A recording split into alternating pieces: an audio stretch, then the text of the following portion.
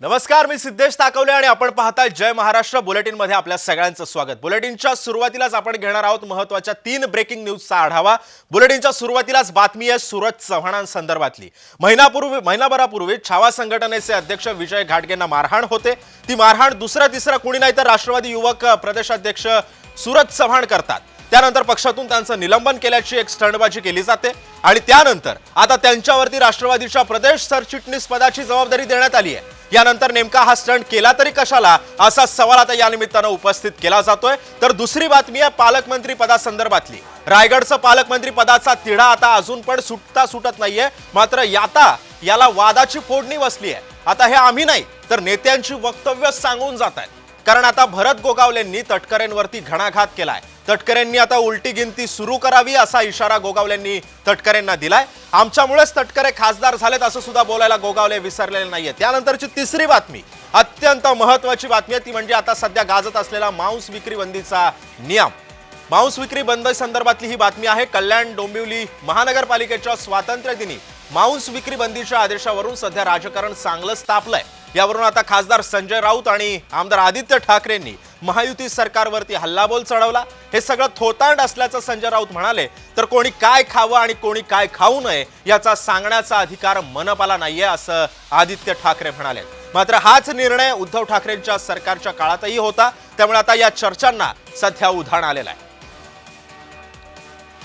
या 3 महत्त्वाच्या बातम्या आहेत। पहिली बातमी आपण पाहणार आहोत सूरज चव्हाणांसंदर्भातली, त्यानंतर पालकमंत्री पदासंदर्भातली रायगडच्या ही बातमी पाहणार आहोत आणि तिसरी बातमी मांस विक्री संदर्भातली आहे। या 3 महत्त्वाच्या बातम्यांचा आतापर्यंतच्या या बातम्या आहेत। या बातम्यांचं आपण सखोल विश्लेषण आज आपल्या या कार्यक्रमामधून आपण करणार आहोत। या संदर्भामध्ये अनेक पाहुणे सुद्धा आपल्यासोबत या बातम्यांचं विश्लेषण करण्यासाठी उपस्थित असणार आहेत।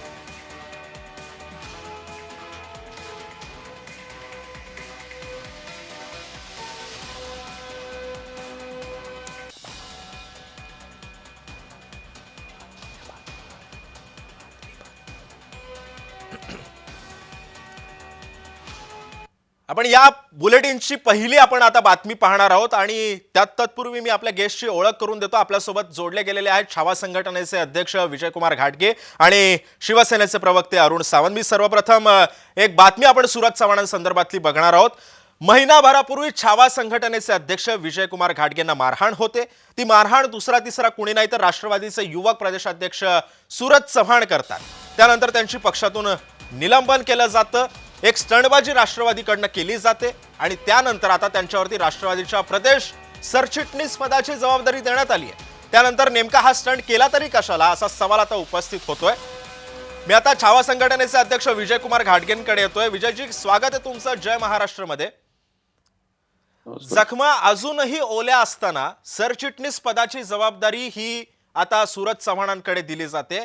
तुम्ही नेमका त्यांच्यावरती कारवाई व्हावी, पक्ष त्यांच्यावरती कुठल्या तरी प्रकारची ठोस ऍक्शन घ्यावी यासाठी तुम्ही अजित पवारांची सुद्धा भेट घेतली, त्यानंतर तुम्हाला आश्वासन मिळालं। मात्र आता महिना पण उलटलेला नाहीये। आता महिना होऊन लगेचच त्यांच्यावरती सरचिटणीस पदाची जबाबदारी दिली जाते। कसं बघताय तुम्ही याकडे?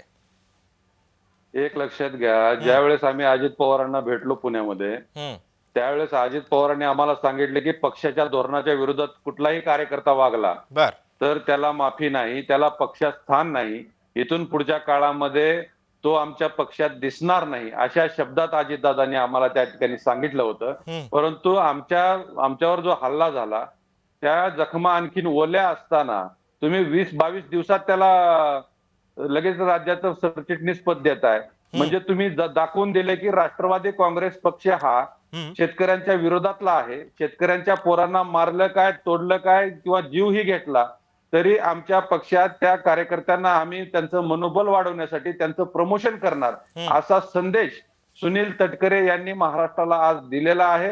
स्वतःला एवढं संवेदनशील समजणाऱ्या सुनील तटकरेंनी एवढं आव आणून त्या दिवशी सांगितलं की बाबा मी अशा प्रकारचं अशा गोष्टीचं समर्थन करणार नाही आणि करत नाही आतापर्यंतच्या राजकारणामध्ये। मग तुम्ही तुमच्या समोर पत्ते आम्ही प्रतिकात्मक आंदोलनाचा भाग म्हणून त्या ठिकाणी दिले असताना तुम्ही अर्ध्या तासानंतर त्याला आम्हाला मारायला लावलं। आमच्या एखाद्या पदाधिकाऱ्याचा त्या ठिकाणी जीवही गेला असता. एवढी प्राणघातक हल्ला महाराष्ट्रानं बघितलाय, तुम्ही सगळ्या चॅनलला दाखवलेला आहे. परंतु अतिशय चुकीच्या पद्धतीने घटना घडली. सुनील तटकरे, मी पहिल्या दिवसापासून म्हणतोय, या सगळ्या मारहाणीमध्ये सुनील तटकरेंनी कट रचून त्यांना आदेश दिले की तुम्ही जाऊन त्यांना मारा. मी पहिल्या दिवसापासून म्हणतोय सुनील तटकरे याच्यामध्ये सामील आहेत. मी त्या परवाला लातूरला महाराष्ट्राचे मुख्यमंत्री आल्याच्या नंतर मुख्यमंत्र्यांनाही सांगितलंय की या प्रकरणाची सीआयडी चौकशी करा.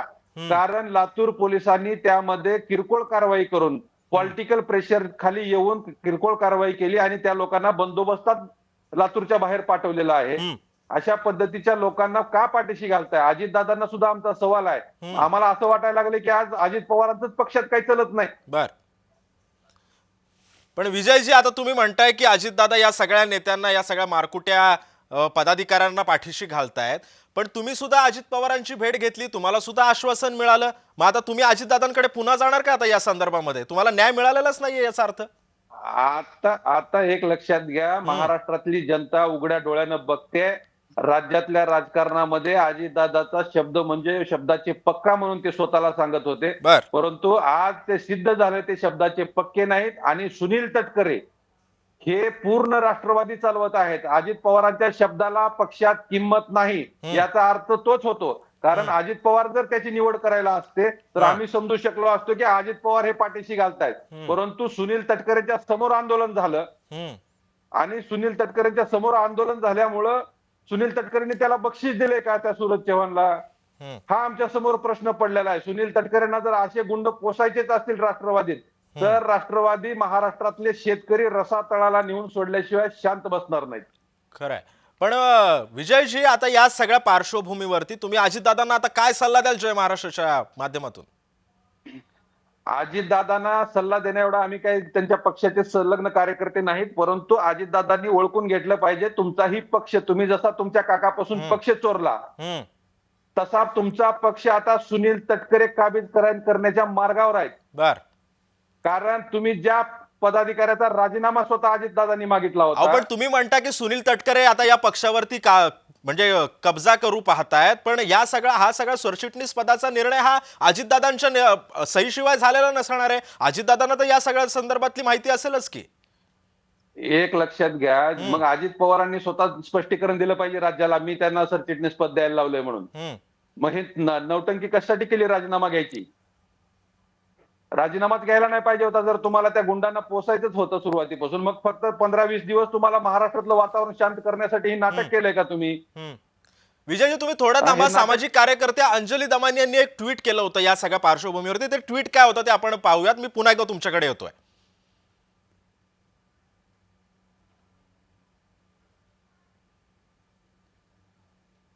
अंजली दमानिया असं म्हणतात की मारामाऱ्या करणाऱ्याला महाराष्ट्राचे उपमुख्यमंत्री आणि त्यांच्या पक्षाचा सरचिटणीस बनवतात. छान.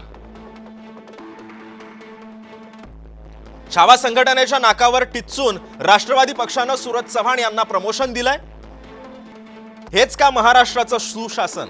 असा सवाल सुद्धा दमानी यांनी उपस्थित केलाय. मात्र विशेष बाब अशी आहे की अगदी 2 आठवड्यापूर्वी मी दाखल केलेल्या मानहानीच्या दाव्यामध्ये सूरज चव्हाण हे आपले पदाधिकारी नाहीये असं कोर्टाला लिहून दिलंय. मग असं अचानक काय झालं, असा सुद्धा सवाल दमानी यांनी उपस्थित केलाय.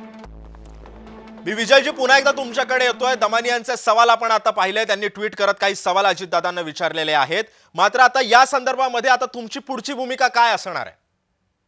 नाही, एक लक्षात घ्या, राज्यामध्ये त्यांनी जो संदेश घालवायचा तो घातलाय राष्ट्रवादीनं. परंतु आमचा राग, शेतकऱ्यांचे पोरं म्हणून जो राग आणि संताप आहे, त्या संतापाला राष्ट्रवादीला सामोरं जावं लागणार आहे. सुनील तटकरेने इथून पुढे महाराष्ट्रात फिरूनच दाखवावं. नक्कीच विजयजी, तुम्ही सोबतच राहा. हा, बोला बोला बोला. आमच्या जखमावरती मीठ चोळलंय सुनील तटकरेंनी.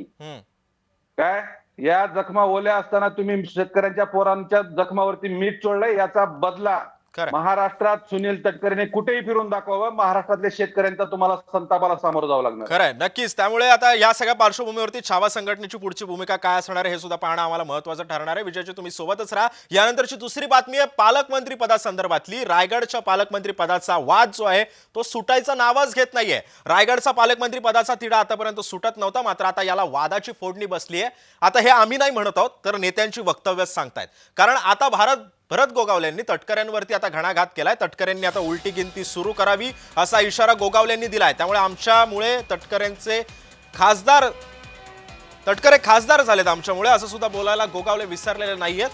या संदर्भामध्ये बोलण्यासाठी आपल्यासोबत जोडले गेलेले आहेत शिवसेनेचे आमदार महेंद्र दळवी सध्या आपल्यासोबत आहे. महेंद्रजी, स्वागत आहे तुमचं जय महाराष्ट्रमध्ये. महेंद्रजी, माझा पहिला प्रश्न तुम्हाला असा आहे की रायगडच्या पालकमंत्री पदाचा तिढा अजून पण सुटायचं नाव घेत नाहीये. राष्ट्रवादी आणि शिवसेना हा वाद कायम आता पुन्हा एकदा उफाळून येतोय. प्रश्न फक्त रायगडचा नाहीये, प्रश्न नाशिकचा सुद्धा आहे. नाशिकमध्ये सुद्धा शिवसेना पालकमंत्री पदासाठी आग्रही आहे. रायगडमध्ये नेमकं घोडा अडतंय कुठं आणि गोची नेमकी कुठं होते पालकमंत्री पदासंदर्भात? असं आहे की उद्याचा झेंडा वंदनाचा अधिकार हा आदिती तटकरेंनी दिला आहे. कारण त्यांना पहिलं पालकमंत्रीपद घोषित केलं होतं, त्यानंतर सरकारने, मुख्यमंत्री महोदयांनी त्याला स्थगिती दिली आणि 26 जानेवारी असेल, उद्याचा 15 ऑगस्ट असेल, त्यांना तो अधिकार प्राप्त करून दिलाय. आमचं आग्रही म्हणणं एवढंच आहे की रायगडला पालकमंत्री भरवशाच्या रूपाने द्यावा.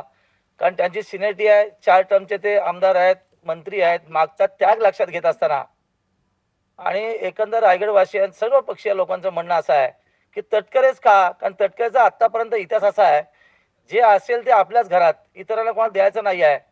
आणि म्हणून जे न्यायिक आहे, जे आम्हाला जनतेने दिलंय ते आम्हाला पाहिजे, हा आमचा आग्रह आहे.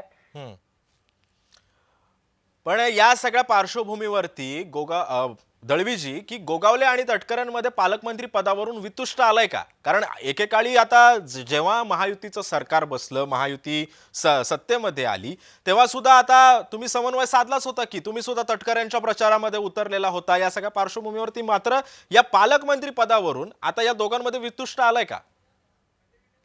नाही, कसं आहे, आता महायुतीचे आम्ही सगळे घटक पक्षाचे नेते मंडळी आहोत, आमदार आहोत, काही मंत्री आहेत. बर, प्रश्न असा आहे की तटकरे साहेब एका राष्ट्रवादी पक्षाचे प्रदेशाध्यक्ष आहेत, आम्ही निवडून दिलेले खासदार आहेत. बर.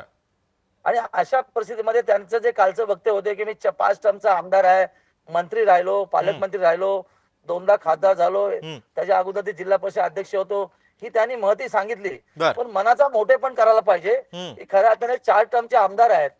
मागच्या सरकार जेव्हा परिवर्तित झालं त्यावेळेला भरतशेठची भूमिका ही सगळ्यात महत्वाची होती. त्यावेळेला मंत्रिपदाचा त्याग केलेला ते व्यक्ती आहे आणि सर्व लोकमान्य आहे, जनतेमधला सर्वसामान्य माणूस आहे. आणि मग तटकरे स्वतःचं मन मोठं करायला पाहिजे. पण तटकरे स्थायी स्वभाव नाही आहे, जे असेल ते आपल्या घरातच पाहिजे, ही संस्कृती आहे. याच्या अगोदर ती त्यांचे बंधुराज होते, आणि तटकरे असतील, अवधूत तटकरे असेल, तेव्हा त्यांना दिला. आता ही त्यांची मुलं कार्यरत झाली, आता त्यांना पाहिजे. म्हणजे जे जे काय पाहिजे आपल्याच घरात पाहिजे. हे रायगड वासियांना किंबहुना महाराष्ट्राला मान्य नाही आहे. याचा तटकरेने आत्मपरीक्षण करून विचार करायला पाहिजे. पण महेंद्रजी, आता तुम्ही म्हणता की तटकरेंनी या सगळ्याचा विचार करायला हवा, मात्र एका वक्तव्याची मी तुम्हाला आठवण करून देतो. काल आदित्य ठाकरेंनी एक वक्तव्य केलं, पालकमंत्री पदासाठी लिंबाला टाचण्यात मारणं आणि अघोरी विद्या करणं यापेक्षा पालकमंत्री पदाचा स्वार्थ बाजूला ठेवा, असं आदित्य ठाकरेंनी सल्ला दिलेला आहे गोगावलेंना. तुम्ही कसं पाहता या सल्ल्याकडे? आता तटकरे साहेबांचे आणि आदित्य तटकरेचे संबंध काय आहेत किंवा आदित्य ठाकरेंना कोणी बोलायला लावलं हे सगळ्यांना माहिती आहे. तटकरेच्या ह्या कला आहेत. आता आदित्य तटकरेंनी काल जे आदित्य ठाकरे म्हणतो मी महेंद्रजी, आदित्य ठाकरेंनी हे वक्तव्य केलेलं आहे. आदित्य ठाकरेजींनी काल जे वक्तव्य केलं हे आपण सगळ्यांनी बघितलं. आता तटकरेच्या फॅमिलीविषयी एवढा पुळका त्यांना यावा हे दुर्भाग्य आहे. म्हणजे महायुती आणि महाआघाडी जरी असं असलं तरी त्यांचं काल वक्तव्य हे दिशादर्शक आहे. मला असं वाटतं हे बोलवता धनी तटकरे साहेबच आहेत, कारण नेहमी अशा पद्धतीचं कर्तृत्व ते करतायत आणि दुसऱ्याला कमी लेखनाचं काम करतात. हे त्यांचा स्थायी भाव आहे आणि तो काल दिसला त्यांच्या वक्तव्यावरनं. पण महेंद्रजी, आता या सगळ्या पार्श्वभूमीवरती म्हणजे मुद्दा फक्त याचा नाहीये, पालकमंत्री पदाचा नाहीये, मुद्दा निधीचा पण आहे. निधीच्या ह्याच्यावरून सुद्धा शिवसेना आणि राष्ट्रवादीमध्ये सुद्धा काही आलबेल नसल्याच्या चर्चा आहेत. याकडे कसं बघताय तुम्ही? नाही, महाराष्ट्र राज्याचे मुख्यमंत्री देवेंद्र फडणवीस असतील, दोन्ही उपमुख्यमंत्री असतील, आमचे नेते शिंदेसाहेब असतील, आम्ही 5-7 दिवसापूर्वी या संदर्भातली त्यांची सखोल चर्चा केली.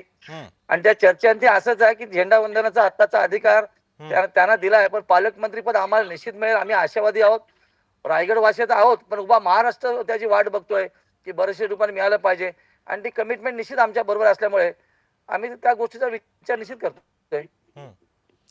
पण महेंद्रजी, अजून एक मुद्दा या निमित्तानं उपस्थित होतो, कारण बरीचशी कामं ही आडली नसल्याचं सुद्धा बोललं जात आहे. म्हणजे फक्त पालकमंत्री पदाचा जो वाद आहे, जर स्वातंत्र्य दिनाच्या या सगळ्या पार्श्वभूमीवरती झेंडावंदन करण्याचा जो अधिकार असतो तो पालकमंत्र्याला असतो, हे मान्य सक्षम आहे, म्हणजे ठीक आहे. पण या सगळ्या पार्श्वभूमीवरती कुठेतरी असं वाटतंय का की शिवसेनेला डावलण्याचा प्रयत्न केला जातो या संदर्भामध्ये? नाही, शिवसेनेचे रायगड जिल्ह्यामध्ये 3 आमदार आहेत. आमची ताकद सर्वाधिक जास्त आहे. आणि शासकीय किंवा डीपीसीचा निधी असेल, त्याचा नियत ठरलेला आहे. त्याच्यामुळे आम्हाला त्याच्यात काय फरक पडणार नाही. फक्त विकास कामं थांबली जेवढी निश्चित आहे, कारण सगळ्याच गोष्टीला डिले झाला आहे. पालकमंत्री इतर जसं याच्यामध्ये झालंय जिल्ह्यांमध्ये, तसं रायगडला उशीर झालाय. त्याच्यामुळे विकास कामाला नक्की उशीर होतोय. पण याची चिंता सगळ्यांनीच व्यक्त करायला पाहिजे. खरं तर ज्या तटकऱ्यांना आम्ही सगळ्यांनी निवडून दिलंय त्यांनी त्याचा गांभीर्याने विचार करायला पाहिजे. पण शेवटी तटकऱ्यांचा जो स्थायी भाव आहे, भातुकलीचा खेळ मांडलाय, ते ठीक नाही आहे, त्यांना शोभनीय नाही आहे. खरंय महेंद्रजी, त्यामुळे आता या सगळ्या पालकमंत्री पदाचा तिढा लवकरच सुटेल अशी अपेक्षा आम्ही सुद्धा बाळगतोय. त्यामुळे तुम्ही सोबतच राहा. पुढची बातमी आपण पाहूयात. पुढची बातमी आहे मांस विक्री बंदीच्या संदर्भामधली. कल्याण डोंबिवली महानगरपालिकेच्या स्वातंत्र्य दिनी मांस विक्री बंदीच्या आदेशावरून सध्या राजकारण चांगलंच तापलंय. त्यावरून आता खासदार संजय राऊत आणि आमदार आदित्य ठाकरेंनी महायुती सरकारवरती हल्लाबोल चढवला आणि हे सगळं थोतांड असल्याचं संजय राऊत म्हणाले. तर आता कोणी काय खावं आणि कोणी काय खाऊ नये हा सांगण्याचा अधिकार मनपाला नाहीये असं आदित्य ठाकरे म्हणतात. मात्र हाच निर्णय उद्धव ठाकरेंच्या सरकारच्या काळातही होता. त्यामुळे आता चर्चांना उधाण आलेलं आहे.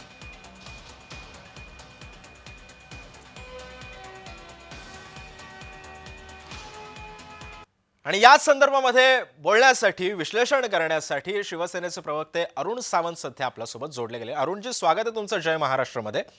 माझा पहिला प्रश्न तुम्हाला असा आहे, जे ठाकरे सरकारमध्ये होते आणि तेव्हा सरकारमध्ये असताना सुद्धा ठाकरे टीका करायचे आणि आताही तेच वागतायत, टीका करण्याचा नैतिक अधिकार हा फक्त ठाकरेंनाच आहे का?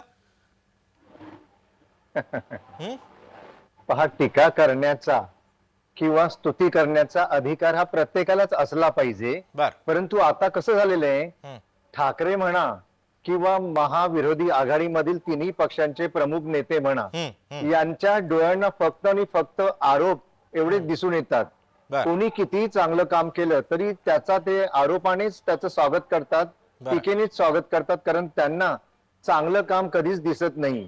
पहा, या महाराष्ट्रामध्ये गेल्या 3-3.5 वर्षांमध्ये अनेक चांगली कार्य घडली, अनेक चांगल्या विकासात्मक गोष्टी घडल्या, जनता सुद्धा खुश होती आणि म्हणून प्रचंड यश हे महायुतीच्या पदरी टाकण्यात आलं. आता राहिला विषय मांस विक्री बंदीचा किंवा कत्तलखाने बंद ठेवण्याचा, तर हा निर्णय काही आज घेतलेला निर्णय नाहीये. हा निर्णय 1988 साली ज्यावेळेस काँग्रेसचं सरकार होतं त्यावेळेस शंकरराव चव्हाण यांनी हा निर्णय घेतला होता आणि त्यानंतर आलेल्या शरद पवार जेव्हा ते मुख्यमंत्री होते त्यांनी सुद्धा तो नियम पुढे चालू ठेवला. आता गेली 25 वर्ष कल्याण डोंबिवली म्हणा किंवा नागपूर म्हणा, या महानगरपालिकांमध्ये आणि अनेक महानगरपालिकांमध्ये मांस विक्री बंद ठेवण्यात येते काही महत्वाच्या दिवशी. परंतु झालेलं आहे काय, आता या महाविरोधी आघाडीकडे कोणताच विषय उरलेला नाही. त्यामुळे सरकार काही करायला गेलं की त्याला विरोध करायचा आणि जनतेला संभ्रमात टाकायचं, जनतेच्या समोर खोटी मतं टाकून जनते समोर या सरकारला कसं बदनाम करता येईल, कारण बदनामी करण्या व्यतिरिक्त यांच्या हातात दुसरं शस्त्रच नाहीये. तेव्हा आम्ही यांच्या या विरोधकांच्या या आरोपांना भीक सुद्धा घालत नाही आम्ही, कारण आमचं लक्ष एकच आहे की या महाराष्ट्राची आणि या मुंबईची प्रगती, आणि जनतेला सुद्धा तेच हवंय की तुम्ही तुमचं राजकारण बाजूला ठेवा आणि आम्हाला आमच्यासाठी गोरगरीब जनतेसाठी. पण अरुणजी, तुम्ही म्हणताय की जनतेला फक्त आणि फक्त विकास आणि सगळ्या गोष्टी, प्रगती सारख्या गोष्टी या जनतेला हव्यात. पण एक गोष्ट पुन्हा एकदा या निमित्तानं उपस्थित होतो, सरकार निर्णय घेतं आणि संघटनेला काहीच माहित नसतं.